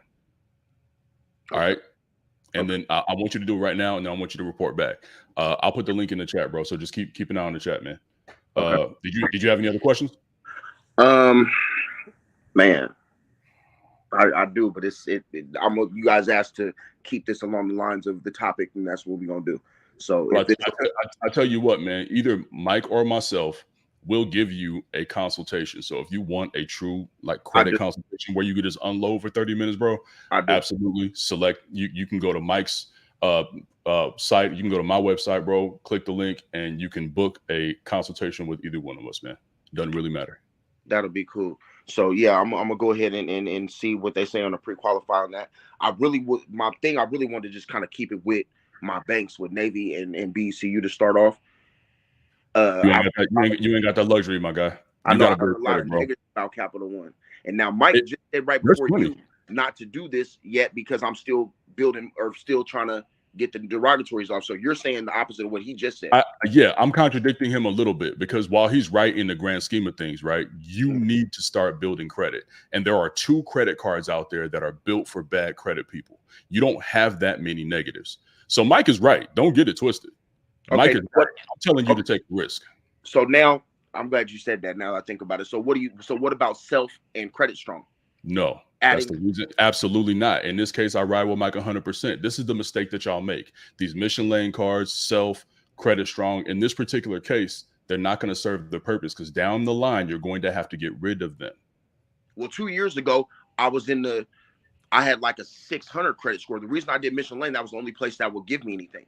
So you shouldn't have gotten a card, period. You should have continued to repair your credit until you got to a point where you could then apply for a Capital One or Discover and start building the right way. Okay. And I didn't know. This is where Mike's information is 100%. So there's a caveat to almost everything when it comes to this stuff. So I'm telling you that if you truly want to start now building credit, because you already made the mistake with Mission Lane. Mm-hmm. You already made that mistake. So you need to start somewhere where your history is now being accumulated on another platform, on another issuer. And Capital One, as flawed as they may be, and I totally agree with that, they're one of the 5 big banks that other banks will respect. But I promise you, you continue to build with Mission Lane, you're going to have more issues down the line when you try to go to a Navy Fed, or when you try to go to an American Express or a big blue bank, because they're going to see that Mission Lane as your primary credit line, and it's going to be a denial every time. You got to go outside of that. If Capital One approves me, should I cancel my Mission Lane? Immediate.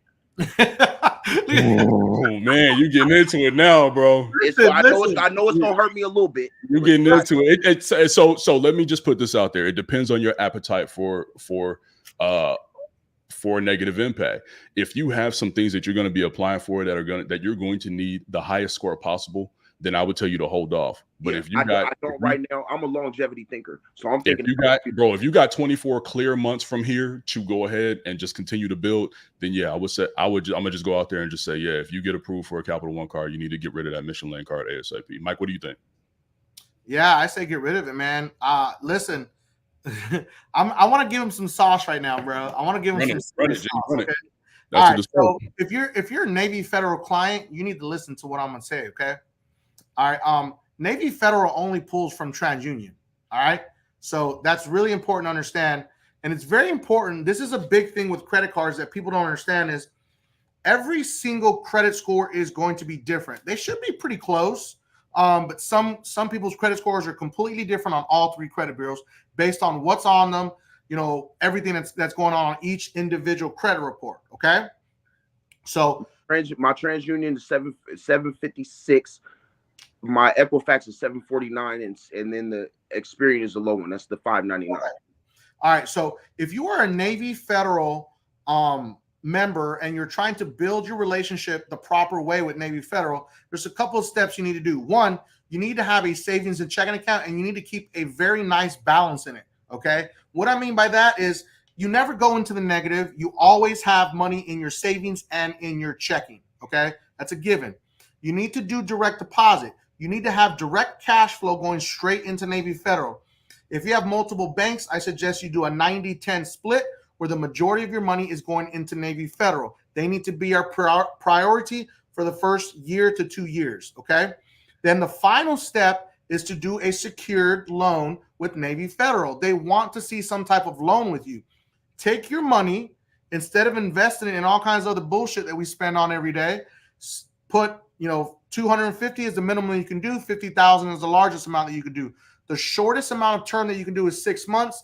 The longest is 5 years. Me and Jay always say 1 to 2 years. 2 years is going to be the sweet spot. This is a bank loan. So it looks like a bank loan. Yes, it reports as secured, but it's still a bank loan and you're putting up your money.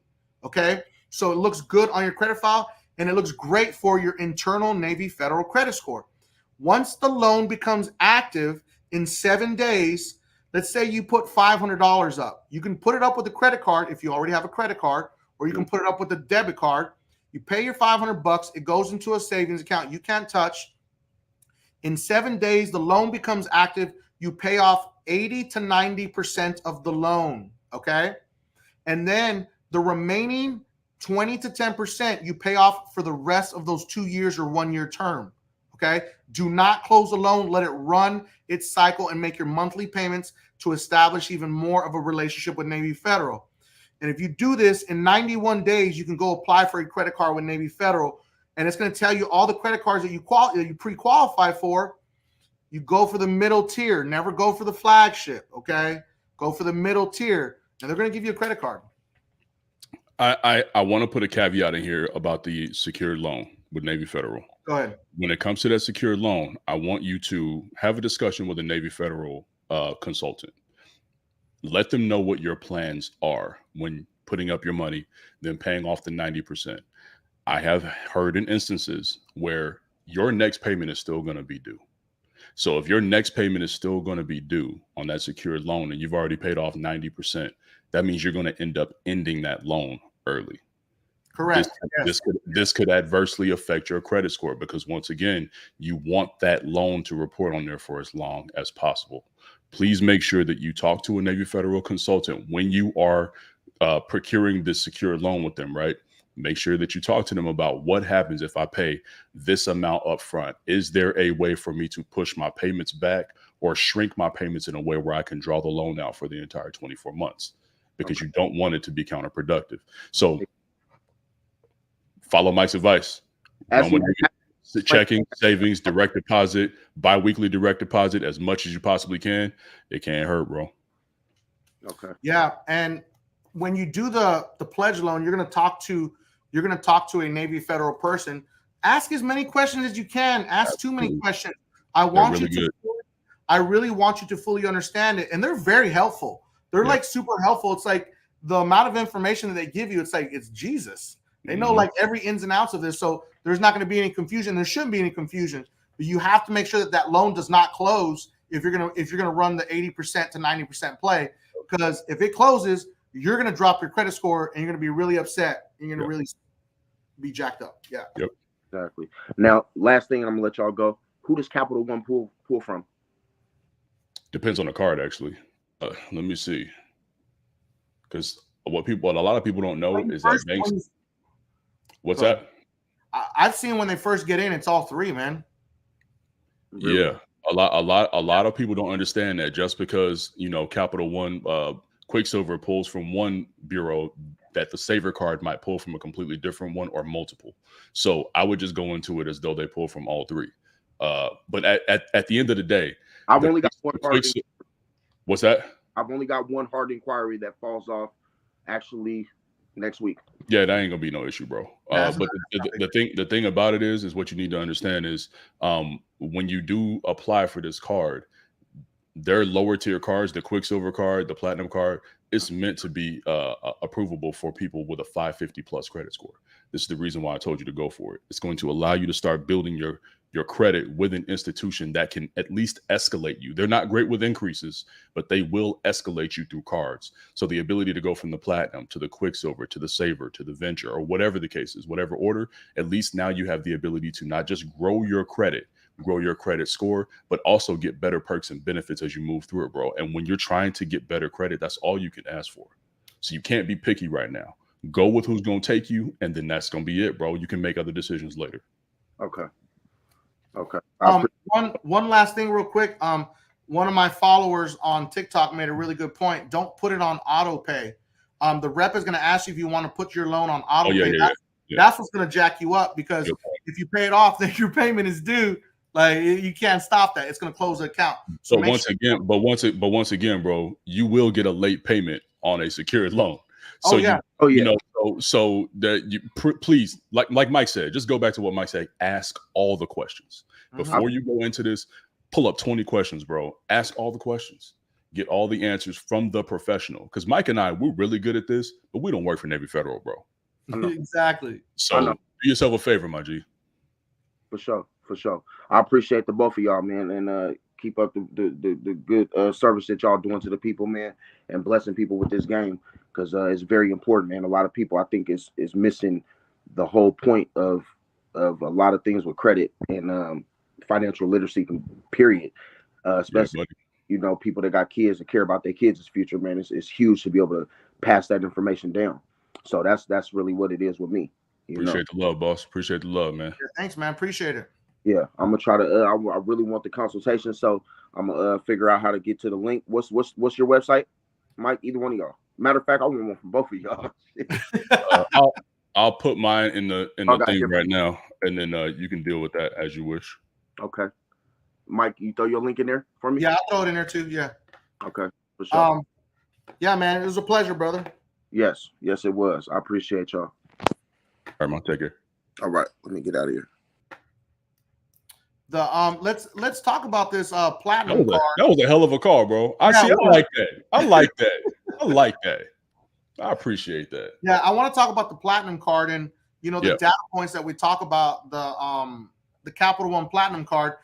Because I made a video on YouTube about the best cards to get, and one of the things I talked about was the platinum card and making people understand how to use this platinum card, because people get the credit card.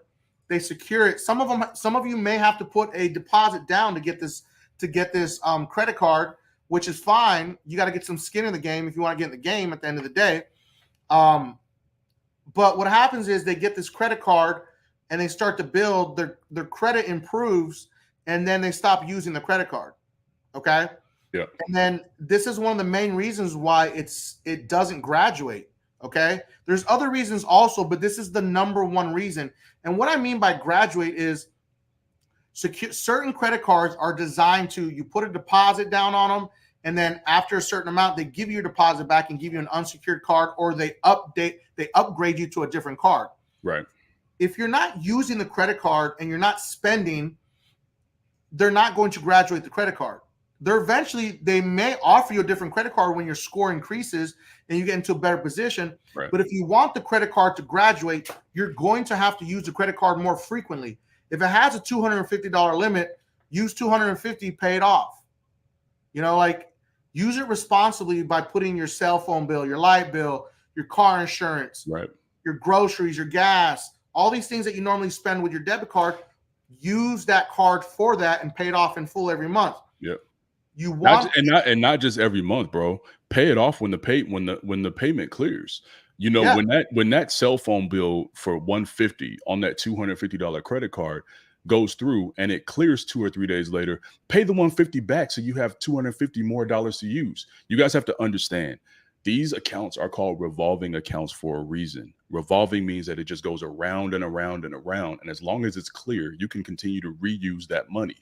So I have a video, and I know Mike has a video out there similar to this one too, where I show you how I would spend $6,000 on a $500 credit card in a 3-month time period, a 4-month time period. And most people don't understand it until they watch the video. And it all has to do with the revolving aspect of a credit card account.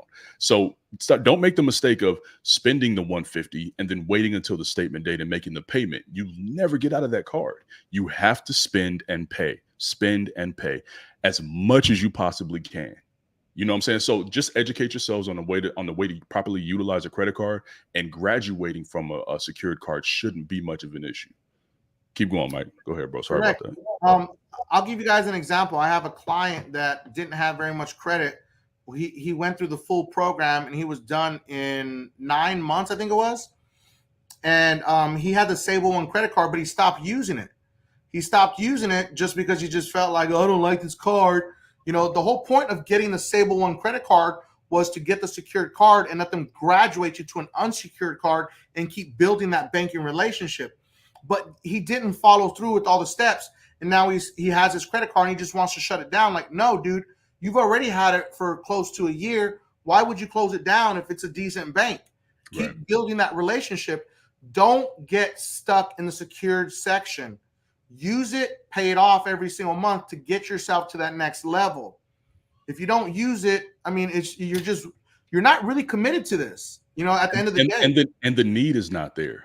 At the end of the day, nobody's looking at this. There's no human going through your, John Marshall's credit account every month saying, well, I thought he was going to use it this month, but he didn't. So we'll just leave it. This is all computer. It's all algorithmic. So satisfy the algorithm. If you know that an algorithm to get your card graduated from secured to unsecured is to use that card and show the need for not just a higher balance, but the trust that is there from making multiple payments every month, then do that. You guys are too lazy sometimes when it comes to utilizing these cards. Mike and I use credit cards like it's our job. And it benefits us greatly, to the tune of $500,000 in business credit for Mike, to the tune of $250,000 in open personal credit, and over $300,000 in business credit for me. So you guys have to understand, I started at a 420 credit score 9 years ago, right where most of you are at right now. There's no reason you can't do this. And I did it without any YouTube or TikTok or Facebook or Instagram gurus. All the information is there. The algorithms haven't changed at all since then. It's way easier now with all this information. You just have to apply it. Utilize credit cards like you're trying to blow them out of the sky. That's it. That really is it. Use and pay them. It's not that hard. Yeah. I mean, it's just that simple. People are afraid to use credit cards. It's about discipline, man. You have to tell yourself, this is not my money. Okay. The moment you tell yourself that and you control yourself and you teach yourself discipline, you're going to be perfectly fine. It's the people that just don't get that. They think that credit cards are extension of them. Credit cards are not an extension of you. You signed an agreement. Yeah. Like this is the bank's money. I'm going to turn off into something else that I saw earlier. I'm going to go find it real quick. There's somebody that was saying some comments about late fees and what laws and things that couldn't be done. So give me a second, guys. Here it is. Here's one part of it. So yeah, I see a lot of comments like these where people are talking about, you know, UCC code and USC this, like they can't report late payments. They can't report this. You don't have to pay foreign things. Like, listen, okay. When you sign up with a credit card, you're agreeing to their terms and conditions. Yep. Your UCC codes won't get you anything. Okay. I don't know one person that uses their UCC codes to get themselves out of a lawsuit. Okay. Never happened. Never happened. It's never happened. There's no precedent, bro. There's no precedent. No, there isn't. You know, so this is another one where he said all fees can be nullified. No, no, they can't. Okay. Let's go ahead and get that on the table. Well, can is yeah, that's a weird word. But he's will they? Absolutely not. Yeah, absolutely exactly. Not. They're gonna forgive these late fees and late payments if you talk to them. That's about it. But saying you can use UCC codes for this and UCC codes for that, it's gonna get you nowhere, man. I'm gonna tell you right now, like that stuff is a joke, man. You're agreeing to terms and conditions. Let me make this plain, bro. If it was that easy, Mike and I wouldn't have a job, and the credit bureaus would be out of business. Yeah, that's a fact. Like that, Mike and I would not have these companies. We'd be off doing something else, and the bureaus would be out of business. There'd be no credit report needed. Just throw a UCC at their ass, and that's all it is to it. Yeah, I mean, really. I mean, it should be that easy, right? I mean, honestly, Mike, based on the FCRA, a lot of this stuff should just be that easy, but it could be in written statute, and still, because of the element of human error or computer error, still has to be proven. So it ain't that easy. More often than not, you can send in UCC, FCRA, FDCPA, FTC. You can send in everything, CFPB, all the acronyms on God's green earth, and you can be right, and it's still not corrected. Yep. The credit bureaus don't care about your UCC codes. They don't care about you, bro. No, they don't. Look at what's going on with the CFPB. They don't even believe consumers anymore because people have been using these washed up tactics for how long, abusing the CFPB. These hacks that those who shall remain unnamed have continued to populate or push out, on YouTube to the tune of 300,000 views per video. And what do you think happens when you get somebody who gets a 300,000 view video on a hack with a link to the CFPB website? Everybody and their mama runs to go use that exact same hack. Well, now you've just thrown it out into the trash. So this is what we've done. We've abused the system in a way that's illegitimate, and now it's made legitimate credit repair even more difficult. So y'all better stop this stuff, man. All this UCC and FCRA and just go to the CFPB and do ABCD. Y'all better stop this stuff, man, because y'all really making the game harder for everybody. Yeah. There's a proper way to go about this, and that ain't it. What are the questions? We got a great question right here. And it says, I have a secured card with a credit union. I put up $500, but I've had it for a year plus, but no offer. Should I put my money and put it into a Navy Federal credit union? I think that's what they're asking. So it's really important to understand that, I've seen some people circulating some videos where they're saying, go with the smaller credit union. They're going to be really good for you. There's nothing wrong with smaller credit unions, but you need to be very clear and precise when you ask your bank, how does this credit card work? Will this graduate into an unsecured credit card and I get to keep the same account? Okay? Because what happens is the majority of the time, they're going to ask you, do you want to close this credit card? We're going to give you this credit card. So they're going to close that credit card, adversely affecting your credit, and then give you another credit card. Okay? They're going to start you from fresh. Not every credit card is the same, and not every secured credit card is the same. So you need to really understand what your bank is going to be doing and how they're going to be doing it. And again, it goes back to the same thing. If you're not using enough of it, they're not going to offer you another credit card. If you have a $500 secured credit card, they may not offer you a $1,000 one if you're not using $500. What are your thoughts on this, man? Man, I'm not even listening to you, bro. I'm looking at, we got something going on in the chat room, man, and I'm perplexed, to be quite frank. There is a Joseph Calderon giving advice, and I don't mean to cut whatever the hell it is you're talking about off, man, but this needs to be addressed immediately. So hold up. Whatever you said, I'm gonna agree with it. All right. Yo, so depending on your credit limit, use only $20 a month on gas until your credit limit increases to use more. So what is going on here? So am I missing something? Oh, so let's go ahead and say that Joseph Calderon is not the chosen one. Okay. He has another comment here, bro, where he's literally talking to people in the chat room, giving advice. Using between 0 and 10% utilization is great. I'm gonna promise you right now, go from 9 to 10% and see what happens to your credit score. And y'all better look, man. Joseph, I ain't gonna block you, bro, but stop, because right now, whatever information it is that you're giving is incorrect, sir. It's incorrect. Yeah, and if you're only using $20 of your available credit limit, what bank is going to give you more money when you're not using it? So saying that using $20 a month on gas until your credit limit increases to use more, that makes no sense. Like, there's no reason to increase your credit limit. Yeah, you're using $20 a month. You're gonna be stuck with that credit card for the eternity of your life. Listen, bro, I appreciate your support, because I think it's one of the subscribers from my channel that's doing this. Bro, please stop. Come get your people, bro. Please come stop. Get your people. let me get my homeboy, man. I'm gonna tell you what's wrong, man. It's because you're not putting enough content out to explain these things to your people. Okay, that's what it is. Okay, you don't create enough content. Tell him he needs to go create more content, people. Okay, get out of here. All right, we got Mario back on the stream. Mario, what's going on, man? I just did the pre-qualify, and I think it qualified me for damn near every card they got. My dude. So it qualified me for like 4 or 5 of them at least. Okay, so here's what you don't want to do.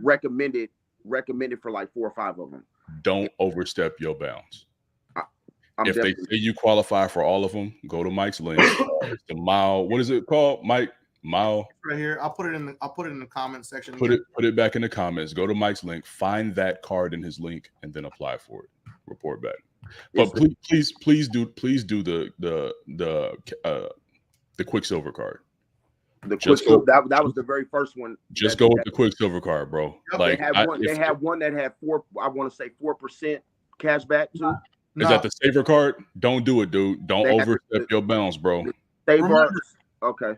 Remember, we're gonna build a relationship here. Okay. Okay. Yeah, you got to get your feet in the door, build a relationship, and then you go to the next card. There you go. Get your feet in the door, get yourself started with them. That's gonna be the best situation. So you saying go with the Quicksilver joint? Yes, sir. Okay. Go to Mike's link. Did they just do a hard pull for me doing that, or No, that's a soft pull. Okay. That's the reason why I sent you there, bro, so you can find out with no issues. I got you, man. Don't worry about it. Okay.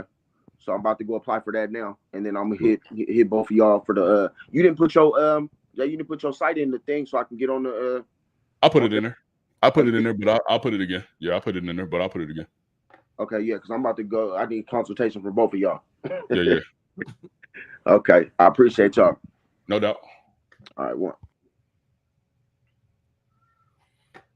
All right, there's another. Let's see. Sorry to ruin the movie. Oh no, that was a good response, man. We gotta stop letting people kind of hijacking and giving people advice in these lives, because if you're not really living it and doing it, we don't know who you are. Like, I'm not trying to be rude or anything like that, but like, you can't. I'm not afraid to go on record with my stuff, bro. And I can't. It's taken us a long time to build to where we're at, man. And a lot of work and a lot of research, and a lot of trial and error. We know what we're talking about. That's all there is to it. Yeah, and the thing about it is this information has been out for a long time where people tell them only use like, you know, $10, $20 of your credit limit, and that's going to help you build credit. You're going to build credit regardless because you're building positive payment history.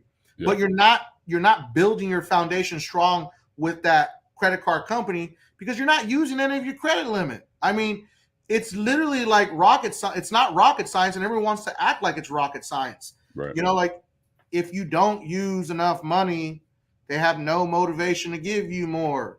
Right. Like, anyway, man, what other questions we got, bro? I'm gonna be wrapping it up here in about 5 minutes. What other questions we got? If anybody else wants to jump on and ask any questions live, I'm gonna put the link in there one more time. I have a question here. It's a good one. Oh, hold on. We got somebody live. We got Donald live. Let's answer his question before we go. Hey, what's up, y'all? You'll be the last one of the night, my G. What's good? Hey, I was just wondering, assuming your credit is good, how do you go about getting a lot of credit cards? So you don't go about getting a lot of credit cards. That is red flag number one. If you want to go from good to bad credit real quick, do that. Apply for a lot of credit cards. Sure. Patience is going to be the key. The hardest thing about manicuring credit is having patience. I probably go for maybe max 3 new credit cards a year, but usually it's only about 1, maybe 2 a year. Do you spread them out, or you just get them the same day? Or so typically speaking, I don't get my cards the same day. Typically speaking, I don't, because I know I'm not going to use them like that. I don't like it when people do that, even though it is a hack and it works. But I don't like when people do the multiple window open, apply for everything that you can, because you can't serve multiple guides. And when you get a new card, you need to serve that guide to the tune of everything you got. Does it make sense? So if you are now utilizing a Capital One Saver card and you know you want to apply for an American Express Blue Cash card, well, that Saver card is going to get left in the dust. Because now you're going to be, let's just say you get approved for $3,000 with the American Express card and you want a $25,000 limit. Well, now you got to prove that you deserve a $25,000 limit. Now, the good thing about the way credit currently works is that you can leave that Saver card alone for a year and it's going to be fine. But if you don't serve that American Express card, you will not get limit increases. So I don't like having the multiple credit card situation like that, because you can't possibly fill up all those cards the way you need to in order to inspire true credit limit increases. So I do mine one at a time. Mike, what do you think? Yeah, absolutely, man. You should only, in my personal opinion, if you're trying to be aggressive with credit cards, you have to really plan it out really well. And that's a lot of homework, man. And like you said, like, if you're going to be going after these big boy credit cards, you got to be able to hit those spend limits. You know, if you don't hit those spend limits, what's the point of getting those credit cards? Yep. You know, like when I get cards, I strategically place myself 6 months and then a year or a full year later. Like, absolutely. I'm strategically placing myself to get these credit cards over the time, because the more lines of credit you add to your credit file, you're reducing your average age of credit. Average age of credit builds up to 800 credit scores. Like, so the more credit cards you get, the less age of credit you're going to have. Right. So you have to plan out properly. Now, if you don't have a lot of established credit and you can take the hit right now, then it's worth grabbing 4 credit cards all at once, because you're going to reset your history back no matter what, and they're going to then grow together as they move through, right? So if you can do it that way, then fine. But if you've already got like 4 cards that have established average age of credit, then you don't want to play that multiple opening of cards game. You will destroy your credit. Does that make sense? Right. Okay. You gotta be strategic with those credit cards. Like, just don't try to go after too many at one time, because there's no point you getting those if you can't hit those spend goals. You're just wasting that credit card opportunity. That's the safe advice, man. Yeah. What else you got, bro? Back in the day, I had my car repossessed and it went through the process. Well, I'm getting my credit repaired, but that's off my credit.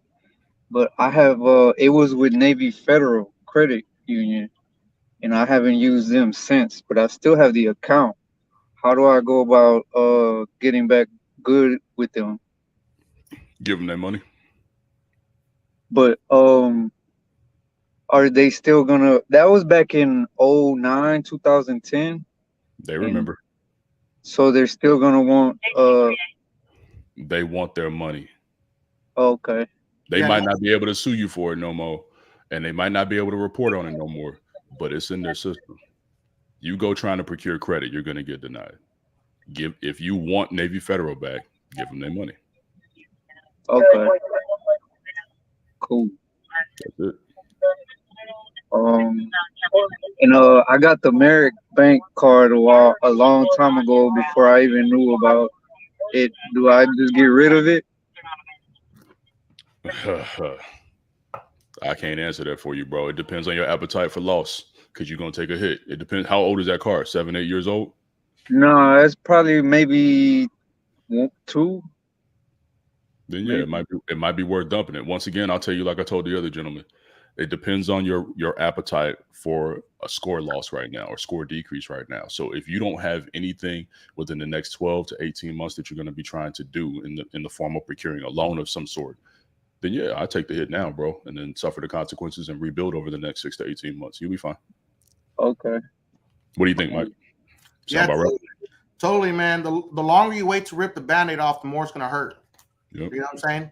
So go ahead and let the hurt start right now and get over it. You know, instead of having a crappy credit card you're never going to use again. Yeah. Okay. All good. Cool. Yeah. Appreciate it, you guys. Nah, man, I appreciate you, bro. Thank you for joining the live, man, and thank you for your support, man. Appreciate you. Jay, I want to answer a couple questions right here on the little ticky-tock. Okay. Go ahead, bro. These are pretty simple ones. Veronica's asking, can you explain the 524 rule with the big blue bank that rhymes with face? Okay, I'm not allowed to say it, Veronica. Okay, so you gotta understand that right here. So the 524 rule is you cannot get a credit card with the big blue bank that rhymes with face if you have 5 hard inquiries in the most recent 24 months or 5 new accounts in the most recent 24 months. Okay. It's a pretty simple one. Okay. Yeah. And then what is a good average age of credit? That's a really good question. I'll let Jay handle this one. He loves to answer this one. I think no, because this is where having us both actually makes a difference, bro. Because honestly, I'm the firm believer of 5 to 7 years is going to be good. I've seen 800 credit scores.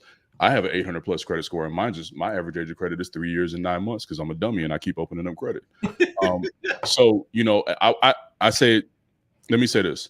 I think firmly is based on everything else you have going on your credit file, right? I have perfect payment history. I have a ton of open accounts. My credit mix is really good. I have a low amount of inquiries. So I can kind of get away with a lower average age of credit. But if you're kind of mediocre on everything else, then you're going to need a higher average age of credit. So I think it's anywhere between 5 to 7 years, man. I mean, there's no actual number, but I'm going to say 5 to 7 years. What are you thinking, bro? 5 to 7 years is a sweet spot. I've seen credit files that had 3 to 4 that were in the 800 club. It's not very common, but it happens. Okay, we had one on the live, didn't we? That he was at 4 years, was it? I think it was something like that. I think it was lower than that, bro. It was 3. The older dude that came on, yeah. It was 3.5 years, but it's just the way his credit file was built. Yeah, these credit cards and installment loans and a mortgage, like it was almost perfectly built out. He wasn't out here applying for all these credit cards like a crazy fool like us. No, I was good too until Mike got me to apply for that stupid U.S. bank card. Mad as hell, bro. Anyway. Hey, the U.S. bank card is a great balance transfer card, but I didn't even need no balance to be transferred, bro. I just wanted to get it to see what they gave me, man. Sometimes I'm surprised myself. He's still salty about that. Still salty, bro. We got Josh on here, bro. Let's take Josh as the last call, man. What's good, bro? You snuck in, man. What's going on? Hey, what's up, man? I seen y'all's live. I've been trying to get involved with the credit and stuff. Is anything I can do to start some credit? I ain't never had credit before. Okay. I will tell you this, man. Get a consultation with either Mike or myself, because you're going to want all the game, and I'm not going to hold everybody here hostage because we need to see what's on your credit report. I know you're probably going to tell me there's nothing there. Nah, I can't tell know you. it's something on my credit All right, report. so then we need to address what's there before we can talk about what else can be there. Does that make sense? Yeah, I feel you. Mike and I have Do a y'all talk publicly about how much it costs, or do you do That's a that good individually? It depends on if you want credit repair or not, right? So if you need credit repair, the credit consultations are free for both of us. Both of us charge for credit analysis, which I think you might not be there yet. So I would say hop on either one of our calendars for a discovery call, bro. Okay, yeah, because like I said, I own a house and stuff, and I got a little bit of cash saved up, but I just never built any credit. Okay. Well, now it's time to take that next step, bro. So pick one of us, hop on a calendar, or maybe talk to both of us, see what we have to say, and make a choice on what you want to do with your life, man. We're both here to help. So you can't hurt. I appreciate it, man. Thank you. No doubt, bro. All right, man. Yo, it's been a wonderful one, man. I've enjoyed this one a lot. Thank you guys who came and supported. Thank you guys who participated in the live. Mike and I are going to continue to do this, man. You guys are making us want to keep it rolling, man. We got about 270 people on here right now, bro. So that's pretty dope. That's pretty dope, man. So I love you guys. I appreciate you guys, man. Both Mike and I look forward to continuing to help you guys grow your credit and strengthen the credit lives. If you guys need us, you guys know how to reach both of us. My subscribers, please go ahead and subscribe to Mike's feed. Mike posts a lot of different content that I don't. His subscribers, go ahead and subscribe to mine. I will start posting more. And we'll see how we can make this work out. Other than that, I appreciate you guys, man. You guys have a lot of places you can go for credit information, but tonight you was here with us. We appreciate you. Yeah, thanks, man. Take it easy, everyone. Thank you so much. You can find my links in my bio and on my pages. Thank you. Support. We love you guys. Take it easy. Have a good night. All right.